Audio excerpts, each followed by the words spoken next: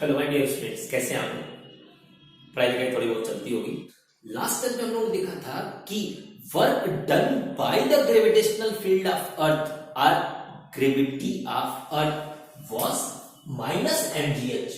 अगर कोई भी body of mass m h metres above the surface of earth है तो उस केस में work done by the earth था हम लोग के पास माइनस mgh।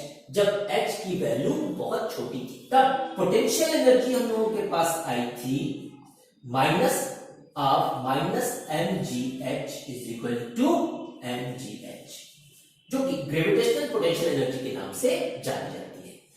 तो यहां पे delta U is equal to minus delta W होगा, क्योंकि difference of potential energy and difference of work हम लोग ले रहे हैं। Delta U is equal to minus delta W अगर है तो यहाँ पे हम लोग लिख सकते हैं UF minus UI is equal to minus WF minus WI। अगर इसको सिस्टमेटिक वे में लिखें तो हम लोग लिख सकते हैं UF minus UI is equal to WI minus WF, क्योंकि ये डायरेक्शन पलट जाएगा। This is for the conservative force. इस बात का ध्यान देना है कि कंजर्वेटिव फोर्स के लिए ये चीज एप्लीकेबल है, और अगर कंजर्वेटिव फोर्स के लिए एप्लीकेबल है तो यहाँ पे एक और लॉ आता है that is known as law of conservation of energy. Conservation of energy for conservative force the sum of potential energy and kinetic energy remain constant for any system. किसी भी सिस्टम पर अगर कंजर्वेटिव फोर्स काम कर रहा है जिसके कारण वर्क हो रहा है तो potential energy and kinetic energy का सम कांस्टेंट रहता है, जिसको हम लोग मैकेनिकल एनर्जी के नाम से जानते हैं। आप कह सकते हैं कि the mechanical energy of the system remain constant if the work done is by the conservative force. यहाँ पे ग्रेविटेशनल फोर्स कंजर्वेटिव फोर्स है, इस कारण से इसके अंदर जो kinetic energy and potential energy का सम है that will be remain constant. You can say the mechanical energy of the system will remain constant। तो यहाँ पे अगर हम इसको इस तरफ ट्रांसफर कर दें delta U plus delta W is equal to what? 0। यहाँ पे delta U is purely potential energy and delta W is as delta kinetic energy, तो delta U plus delta W is 0। किसी भी कंजर्वेटिव फोर्स के कारण closed path पे work done की value 0 होती है। इसको हम लोग चाहे तो एक पाथ के थ्रू भी देख सकते हैं। अगर कोई भी सिस्टम या कोई भी बॉडी पॉइंट ए से पॉइंट बी तक जा रही है थ्रू पाथ सी, ए से बी तक गई थ्रू सी, और वो रिटर्न हो रही है from B to A through D, तो उस केस में इसका total work done will be equal to 0। तो यहाँ पे अगर हम लोग टोटल वर्क डन लेते हैं that is equal to F into D R small distances है for A C B D. तो यहाँ पे टोटल वर्क डन W की वैल्यू है A C B D is equal to 0। अब इस A C B D work done को हम लोग दो पार्ट में डिवाइड कर सकते हैं, from A to C and from B to D. A से बी तक थ्रू सी अगर पॉजिटिव है तो B से A तक through D will be negative, क्योंकि दोनों की डायरेक्शन एक दूसरे के अपोजिट है। अगर इसको हम लोग इलॉबरेट करें तो इंटीग्रेशन ऑफ ये circle for the complete cycle के लिए होता है F dot D R A C B D is equal to हम लोग लिख सकते हैं F D R from A CB plus F dot DR from BDA। पर ये दोनों एक दूसरे के क्या है? अपोजिट है, but integration of F dot DR ACB is equal to minus integration of F dot DR BDA। दोनों एक दूसरे के अपोजिट डायरेक्शन में, तभी ये एक दूसरे को कैंसिल कर रहे हैं। ACB and BDA opposite direction में, तभी ये एक दूसरे को कैंसिल कर रहे हैं। इसको अगर हम लोग रीराइट करें, यहां पे F dot D R is equal to 0, इधर वाला पोर्शन 0 है, तो 0 होने के कारण ये वाला पोर्शन इसके अपोजिट हो जाएगा, मतलब ACB will be equal to minus BDA dot D R. ये इसके अपोजिट डायरेक्शन में होने के कारण इतना मिलेगा। तो इसको हम लोग लिख सकते हैं integration F dot D R ACB is equal to, अगर इस माइनस साइन को हटा दें तो direction of this path will change. ये पाथ अब हम लोग के पास हो जाएगा ADB। ADB मतलब अपोजिट टू दिस। तो यहां पे F डॉट डी आर, यहां पे work done through C will be equal to work done through D, मतलब it is independent of path.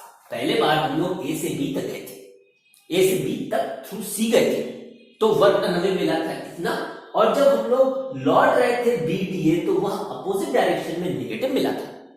तो सेम डायरेक्शन में थ्रू ADB हम लोगों को पॉजिटिव मिलेगा, तो उस केस में work done from A to B through C will be equal to from A to B through D मिल रहा है, मतलब it is independent of path. Path के ऊपर ये डिपेंड नहीं कर रहा है।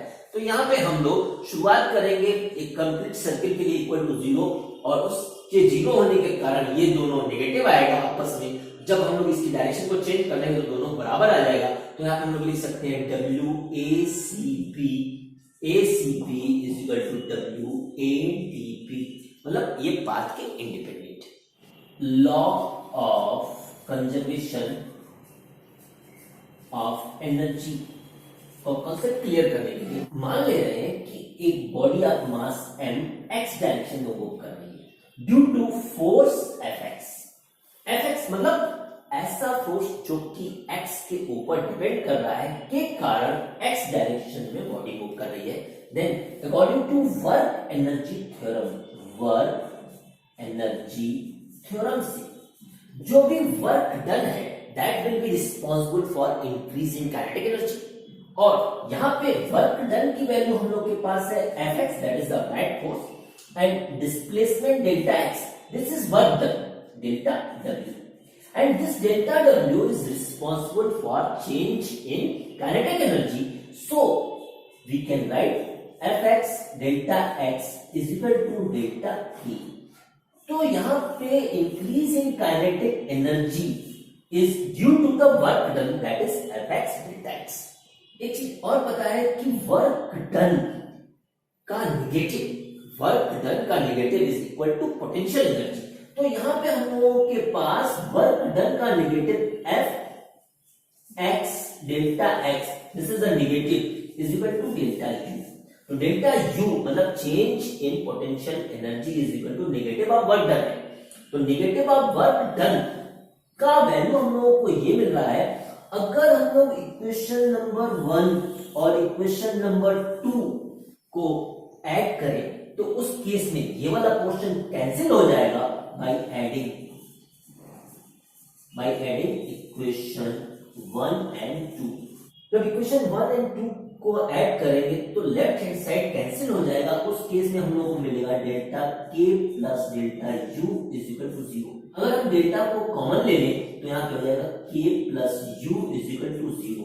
Therefore k plus u kinetic energy and potential energy का sum is equal to constant, क्योंकि हम लोग एक चीज जानते हैं कि अगर डिफरेंस इज इक्वल टू 0 है तो उसका मतलब इंडिविजुअल वैल्यू उसकी कांस्टेंट होगी।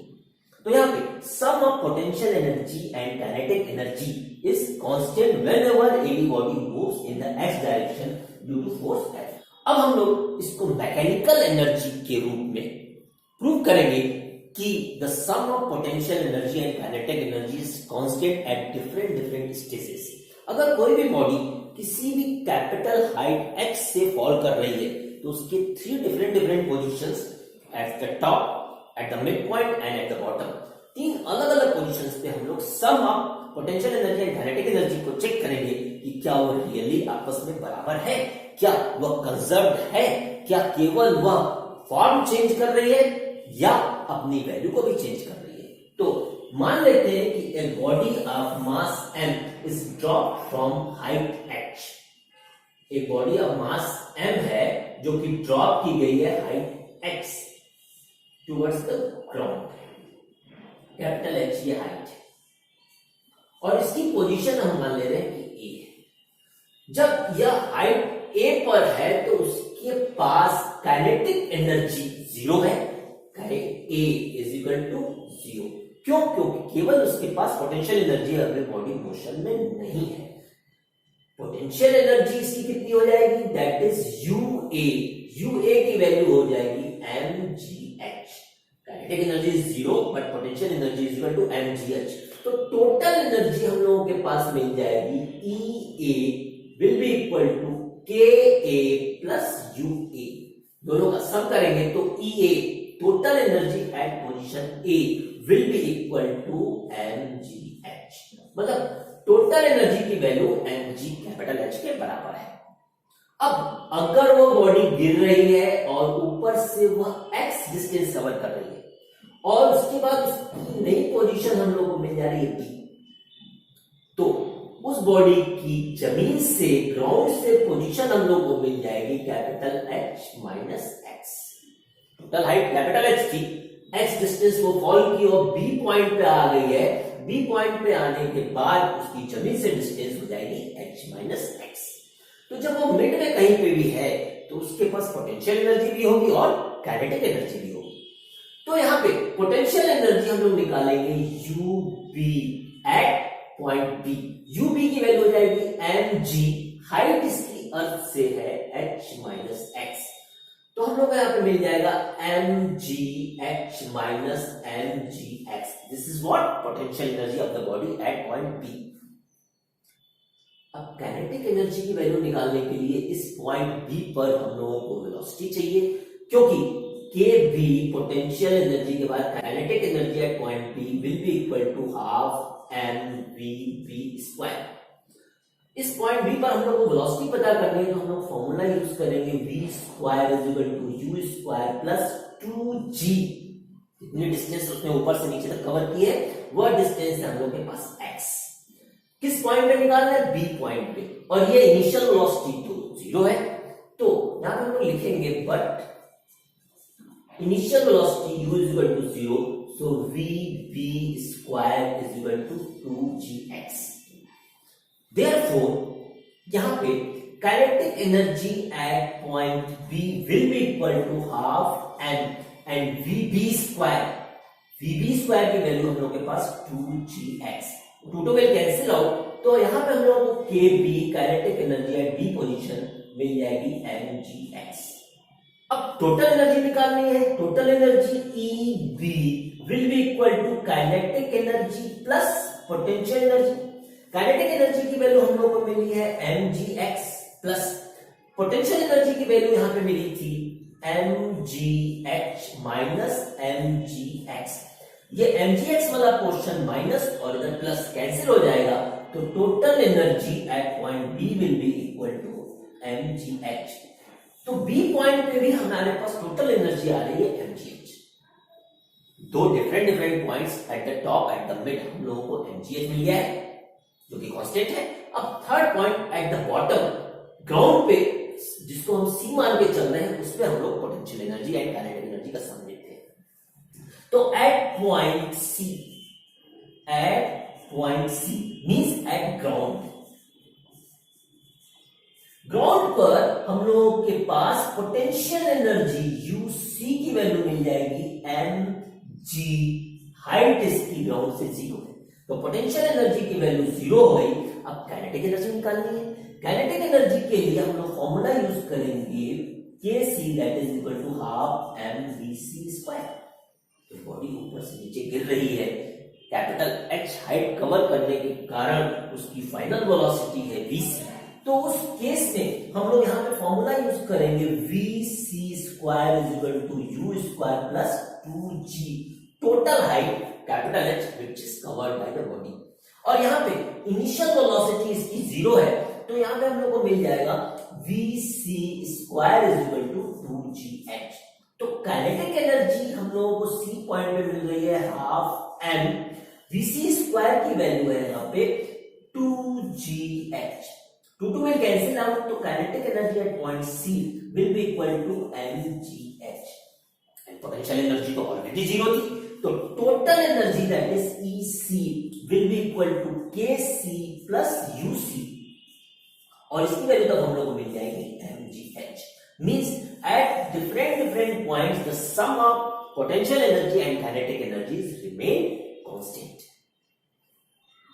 मन में क्वेश्चन आता होगा कि अगर law of conservation of energy prove करने के लिए आ जाए तो किसको करेंगे?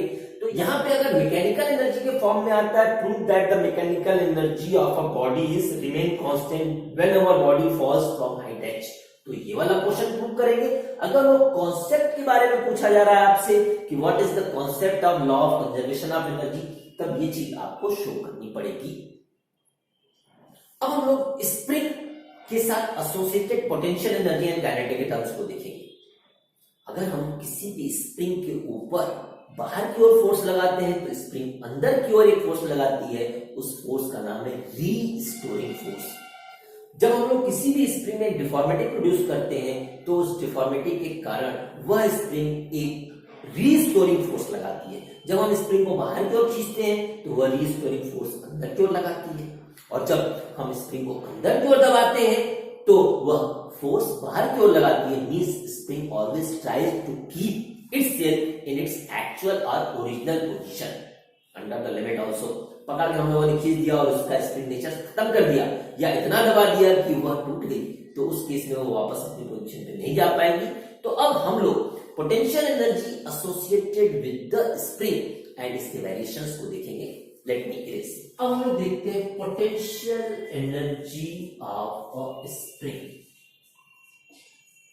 स्प्रिंग के साथ एसोसिएटेड पोटेंशियल एनर्जी क्या है, उसके पहले हम लोग देखें कि इसमें रीस्टोरिंग फोर्स का नेचर क्या है.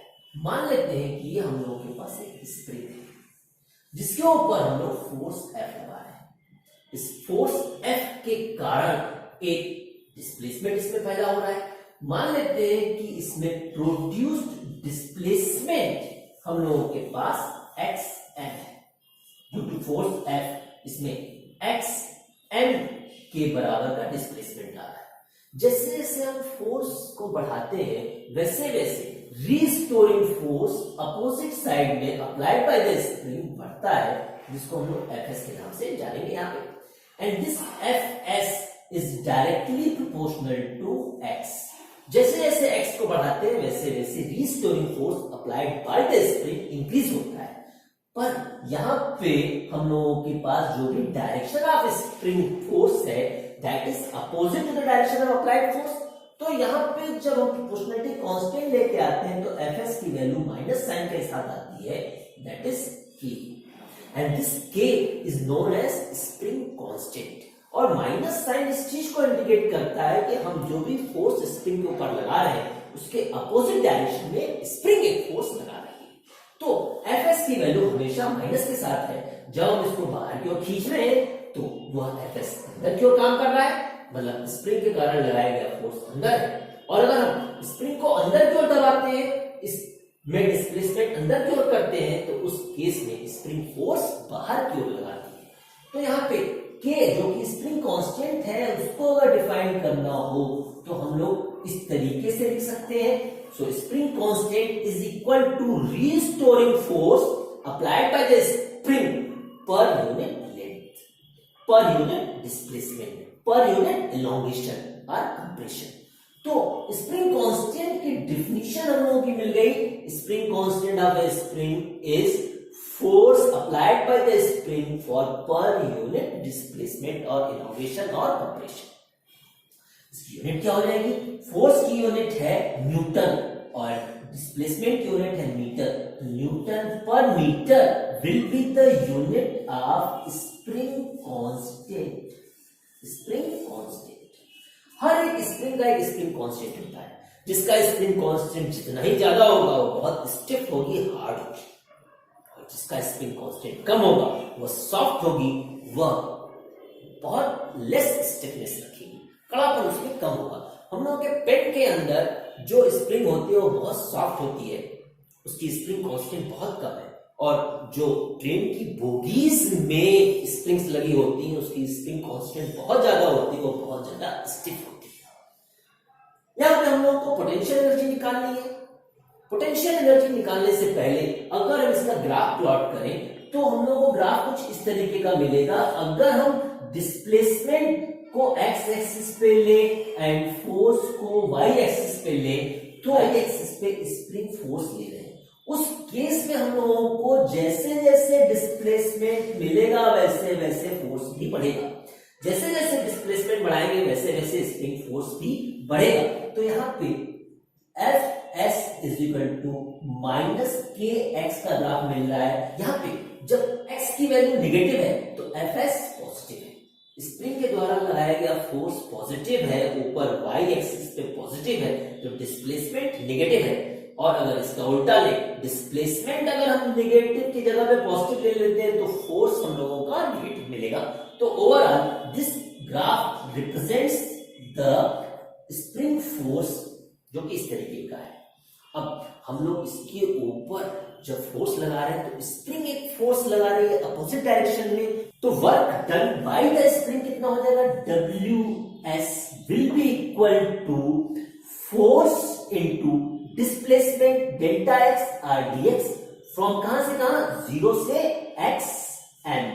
अगर हम मैक्सिमम डिस्प्लेसमेंट xm दे रहे हैं तो यहां पे हम लोगों के पास मिल जा रहा है वर्क डन बाय स्प्रिंग। इस बात का ध्यान देना है, यहां पे 0 टू xm, f की वैल्यू है minus K X and here we have dx। Integrate कर रहे हैं, जब यहां पे इंटीग्रेट करेंगे तो हम लोग को work done by spring, work done by spring की वैल्यू मिल जाएगी माइनस के।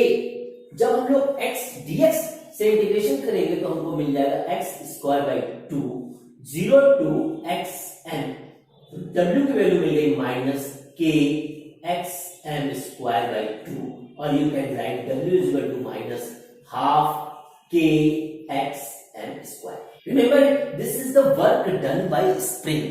जब हम फोर्स बाहर की ओर लगा रहे हैं तो स्प्रिंग अंदर की ओर एक वर्क कर रही है, और work done by the applied force positive के साथ आ जाएगा।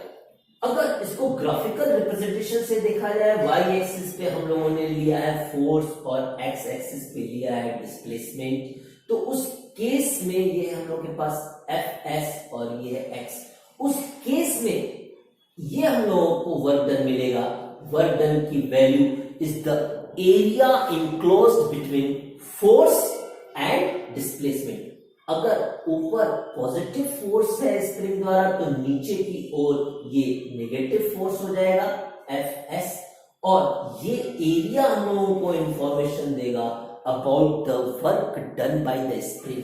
क्योंकि ये नेगेटिव साइड में है तो यहां से अगर हम लोग निकालना चाहें तो हम लोग को वर्क डन की वैल्यू हो जाएगी हाफ बेस, ये 0 है, ये डिस्प्लेसमेंट यहां से यहां तक का xm है, हाफ बेस की वैल्यू हम लोग को मिल जाएगी xm, half base into height, this height is equivalent to Fs। तो ये हो गया हम लोग के पास Fs, और Fs की वैल्यू हम लोग के पास है xm, ये है माइनस के xm।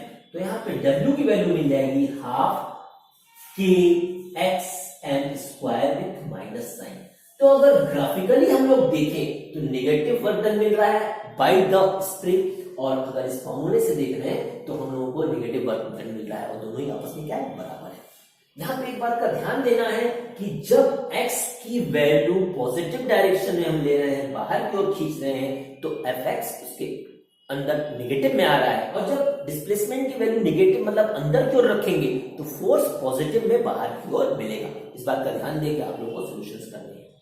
अगर कोई भी स्प्रिंग इनिशियल से फाइनल पोजीशन पे जा रही है, जैसे इनिशियली स्प्रिंग हम लोगों की इस पोजीशन पे थी, इनिशियली वो इस पोजीशन पे थी, अब हम लोग इसके ऊपर एक फोर्स लगा के उस स्प्रिंग में डिस्प्लेसमेंट, जब हम लोग स्प्रिंग को उसकी इनिशियल पोजीशन से फाइनल पोजीशन पे लेके जाते हैं तो work done by spring, let this is W1, is equal to हम लोग के पास यहाँ पे मिल जाएगा initial X I to X F. Initial से फाइनल पोजीशन पे बॉडी जा रही है और ये है एफ डी एक्स। सो यहाँ पे अगर थोड़ा इलॉबरेट करें तो हम लोग के पास एफ की वैल्यू है यहाँ पे एक्स आई एक्स एफ। एफ की वैल्यू है minus K x D x. तो जब इसका इंटीग्रेशन करेंगे तो हम लोग को मिल जाएगा -1/2 के एक्स स्क्वायर। इसकी लोअर लिमिट है एक्स आई और अपर लिमिट है एक्स एफ। तो यहाँ पे माइनस को बाहर रखते हुए हाफ के X F square minus half के एक्स आई स्क्वायर मिलेगा। अगर वह बॉडी वापस आ जाती है तो जो इनिशियल था वो फाइनल पोजीशन हो जाएगी और जो फाइनल थी वो इनिशियल पोजीशन हो जाएगी। अगर बॉडी रिटर्न होती है, when body returns, when body और spring returns back its original position, when body और spring returns at initial position, तो उस केस में W2 की वैल्यू हम लोगों को मिल जाएगी। इसकी पोजीशन चेंज हो जाएगी। यहां पे मिलेगी हाफ के X I square minus half के एक्स एफ स्क्वायर। उस केस में W1 plus W2 will be equal to 0। उस केस में W1 plus W2 is equal to 0, मतलब total work done for a complete cycle is equal to 0। चूंकि spring द्वारा applied force एक conservative force है, इसलिए यह फोर्स केवल इनिशियल एंड फाइनल पोजीशन के ऊपर ही डिपेंड करता है, किसी बीच की पोजीशन के ऊपर डिपेंड नहीं करता है। यहां पे अभी आप लोग कहेंगे कि सर अभी तो कहीं पोटेंशियल एनर्जी टर्म आया ही नहीं। Actually negative of work done by the spring, negative of work done by the spring is what is potential energy. तो यहां पे अब पोटेंशियल एनर्जी ऑफ स्प्रिंग की वैल्यू हो जाएगी negative of work done by spring, that is what minus half के x M square. ये minus minus cancel हो गया तो हम लोगों के पास मिला हाफ के एक्स एम स्क्वायर, जिसको हम लोग हाफ के एक्स स्क्वायर भी लिख सकते हैं। तो इस बात का ध्यान देना है कि negative of work done by the spring is equal to potential energy, and that energy will store in the form of potential energy in the spring। अब जब स्प्रिंग को हम लोग कंप्रेस करने के बाद रिलीज करेंगे तो जो पोटेंशियल एनर्जी उसके अंदर स्टोर हुई थी वही काइनेटिक एनर्जी के रूप में लिबरेट हो जाएगी। स्प्रिंग को अगर हम दबाते हैं तो स्प्रिंग एक वर्क कर रही है, नेगेटिव वर्क, जिसके कारण उसके पास एक पोटेंशियल एनर्जी स्टोर हो रही है। जब हम अप्लाइड फोर्स को रिलीज करेंगे तो spring will try to get back in its actual position. Actual position पे जब आने की कोशिश करेगी तो वह काइनेटिक एनर्जी में अपनी पोटेंशियल एनर्जी को कन्वर्ट करेगी। Means the potential energy of the spring will now convert into the kinetic energy. बीच पे आने के बाद, इनिशियल पोजीशन में आने के बाद, due to the inertia of motion it will get back into opposite position. जब किसी भी स्प्रिंग को कंप्रेस करते हैं तो work done by the spring जो कि नेगेटिव है and work done by the external force will be positive. That work done will store in the form of potential energy in the spring. तो जब वो अपने एक्सट्रीम कंप्रेस्ड पोजीशन पे है तो उसके पास पोटेंशियल एनर्जी है हाफ के एक्स एम स्क्वायर, और जब हम लोग उसको रिलीज करेंगे तो वह स्प्रिंग अपनी इनिशियल पोजीशन पे आएगी। इनिशियल पोजीशन पे जब आएगी तो potential energy will now convert into the kinetic energy. Spring जब अपने इनिशियल पोजीशन पे आएगी तो उसके पास काइनेटिक एनर्जी की वैल्यू हो जाएगी half M V maximum square. इस केस में पूरी की पूरी पोटेंशियल एनर्जी काइनेटिक एनर्जी में कन्वर्ट हो रही है, तो हम लोग लिख सकते हैं हाफ के x M square is equal to half M v M square. V m means maximum velocity, half half cancel हो जाएगा तो उस केस पे हम लोगों को मिल जाएगा K by M is equal to V M square by X M square. तो इसको हम लोग लिख सकते हैं V M square is equal to K by M X M square, या वी एम की वैल्यू मिल जाएगी under root K by M and X M. तो वेलोसिटी हम लोग को मिल जाएगी, इस पे बेस्ड न्यूमेरिकल्स आप लोगों को मिलेंगे, न्यूमेरिकल्स इस पे बेस्ड आप लोगों को मिलेंगे। अब यहाँ पे एक और इंटरेस्टिंग चीज है, जब हम लोग उसको कंप्रेस कर रहे हैं तो कंप्रेस्ड पोजीशन पे उसके पास पोटेंशियल एनर्जी है, और जब वो रिलीज होके अपनी इनिशियल पोजीशन पे आ रही है तो उस समय उसके पास मैक्सिमम काइनेटिक एनर्जी है। पोटेंशियल एनर्जी कन्वर्ट हो गई काइनेटिक एनर्जी में, but due to the inertia of motion वह अपने आप को मोशन में कंटिन्यू करेगी, इसलिए वो एक्सपेंड हो जाएगी, और जब एक्सपेंड हो जाएगी तो एक्सट्रीम पोजीशन पे उसके पास फिर से पोटेंशियल एनर्जी मिलेगी, क्योंकि अपनी ओरिजिनल पोजीशन से वह एक्सपेंडेड फॉर्म में है। अब एक्सट्रीम पोजीशन पे आने के बाद इसकी पोटेंशियल एनर्जी फिर से काइनेटिक एनर्जी में कन्वर्ट होगी, और काइनेटिक एनर्जी में कन्वर्ट होगी तो मीन पोजीशन पे आने पर उसके पास मैक्सिमम काइनेटिक एनर्जी मिलेगी। इसका मतलब ये हुआ कि स्प्रिंग को एक बार कंप्रेस कर अगर छोड़ दें तो आइडियल कंडीशन में वह अपनी ही जगह पे कंप्रेस एंड एलोंगेट होती रहेगी, पर ये आइडियल केस है due to the presence of air और due to the presence of resistive forces वह जल्दी ही वाइब्रेशन करना बंद कर देती है। पर यहाँ पे इस बात का ध्यान दे रहा है कि मिड पोजीशन पे उसके पास मैक्सिमम काइनेटिक एनर्जी है एंड एक्सट्रीम पोजीशन पे उसके पास मैक्सिमम पोटेंशियल एनर्जी है। इसका अगर हम लोग ग्राफ प्लॉट करें between the potential energy and kinetic energy, sum of both energies will remain same, तो उस केस में हम लोगों को ग्राफ कुछ इस तरीके का मिलेगा। वाई एक्सिस पे हम लोग एनर्जी ले रहे हैं और एक्स एक्सिस पे इसकी डिस्प्लेसमेंट ले रहे हैं। तो जब एक्सट्रीम पोजीशन पे है, चाहे नेगेटिव एक्स एम वाली पोजीशन हो चाहे पॉजिटिव एक्स एम वाली पोजीशन हो, उस समय उसके पास पोटेंशियल एनर्जी मैक्सिमम है, तो मैक्सिमम पोटेंशियल एनर्जी हम लोगों को यहाँ पे मिल रही है। उसके बाद at mean position potential energy is 0 और फिर यहाँ पे मैक्सिमम पोटेंशियल एनर्जी मिल रही है। तो ये ग्राफ हम लोगों को मिल रहा है पोटेंशियल एनर्जी का, that is nothing but you. And इस समय जब पोटेंशियल एनर्जी मैक्सिमम है तो काइनेटिक एनर्जी मिनिमम है, काइनेटिक एनर्जी उस केस में मिनिमम है। तो यहाँ पे हम लोग ब्लू वाले से इसकी काइनेटिक एनर्जी को रिप्रेजेंट करेंगे, कुछ इस तरीके से हम लोग को काइनेटिक एनर्जी मिल रही है। And sum of potential and kinetic energy, ये हम लोगों के पास ग्राफ है काइनेटिक एनर्जी का।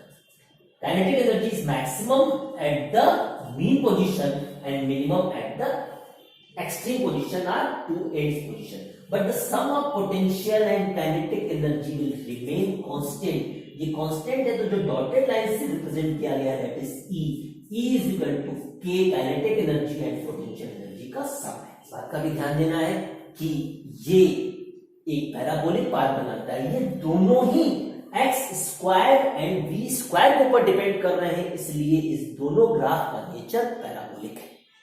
इस बात का ध्यान देना है कि जो भी स्प्रिंग फोर्स लगा रही है वो इनिशियल एंड फाइनल पोजीशन के ऊपर डिपेंड कर रहा है, इसलिए यह फोर्स कंजर्वेटिव है, means restoring force applied by the spring is a conservative force. Okay, इस लेक्चर में इतना ही है, आने वाले समय में हम लोग कुछ और चीजें देखेंगे।